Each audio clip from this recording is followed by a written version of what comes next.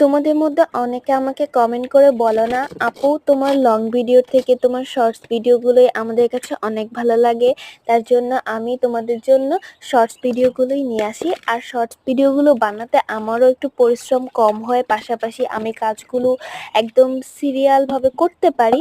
তার জন্য আমিও বেছে নিয়েছি যে আমি এখন থেকে মাঝে মধ্যে লং ভিডিও দিব, যখন হচ্ছে গিয়ে কোনো মেমোরিজগুলো হচ্ছে গিয়ে ভিডিওতে কালেক্ট করে রাখার জন্য, যেমন বিশেষ কোনো দিন, বিয়ে, জন্মদিন এরকম। তো আর বাকি সময় আমি শর্টস ভিডিও দিয়ে যাব, আমার ডেইলি লাইফস্টাইল ব্লগগুলো হচ্ছে শর্টসের মধ্যে দিয়ে যাব। তো তোমাদের মাঝে হচ্ছে আজকে একটা কমেন্ট পড়ি।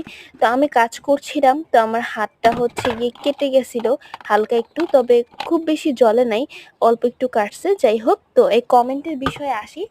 তো আমি কিন্তু হচ্ছে গিয়ে আজকে কাজ করছি, কারণ আজকে আমাদের বাসায় কারেন্টও নাই, ওয়াইফাইও নেই। তার মানে এই না যে কারেন্ট থাকলে আমি কাজ করি না। কারেন্ট থাকলে আমি কাজ করি তখন যখন আমার ফোনে চার্জ থাকে না, ফোনটা চার্জে লাগানো থাকে তখন। আর আমি কিন্তু এখন ভয়েস ওভার দিচ্ছি হচ্ছে কি ফোন চার্জে লাগায়।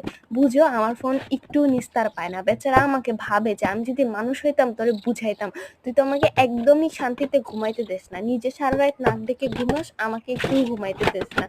তো যাই হোক, আমার ফোনটা একটু শান্তিতে থাকে যখন আমি ঘুমায় যাই, তখন তখন একটু চার্জে লাগানো থাকে। সো একজন আন্টি আমাকে কমেন্ট করে বলছিলেন যে মামুনি তুমি কত সুন্দর কাজ করো, তোমার ভিডিওগুলো আমি আমার মেয়েকে দেখাই যাতে ও কাজ করো, ও সারাদিন ফোন চালায়। তা আন্টি একটা কথা বলি, আপনার এই বাণীটা আমার মাও সবসময় আমাকে বলে যে একটু কাজ কর, একটু কাজ কর, ফোন চালাস কেন এত। তো এই বকাগুলো আমিও খাই, আর আমিও প্রচুর ফোন চালাই। কি করবা, আমরা ফোনের যুগে জন্ম নিয়েছি, তা আমরা একটু ফোন বেশিই চালাই। আর ফোন চালানোটা হচ্ছে নেশার মতো। সত্যি কথা বলতে এটা শুধু আমার বাড়ির ঘটনা বা সেই আন্টির বাড়ির ঘটনা বিষয় এটা না, এটা আমাদের প্রত্যেকের ক্ষেত্রেই ঘটে যাচ্ছে।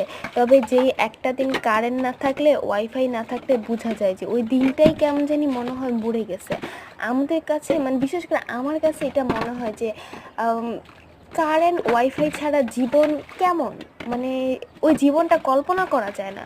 খুবই বোরিং একটা জীবন। তখন কোনো কিছুই মানে কোনো কিছুই ভালো লাগে না। ভাত খেতে ভালো লাগে না, ঘুমাইতে ভালো লাগে না, কাজ করতে ভালো লাগে না। মনে হয় ইস, কি জানি হচ্ছে, কোথায় না জানি কি হচ্ছে। সো আমি নিজেই যথেষ্ট ফোনের প্রতি আসক্ত।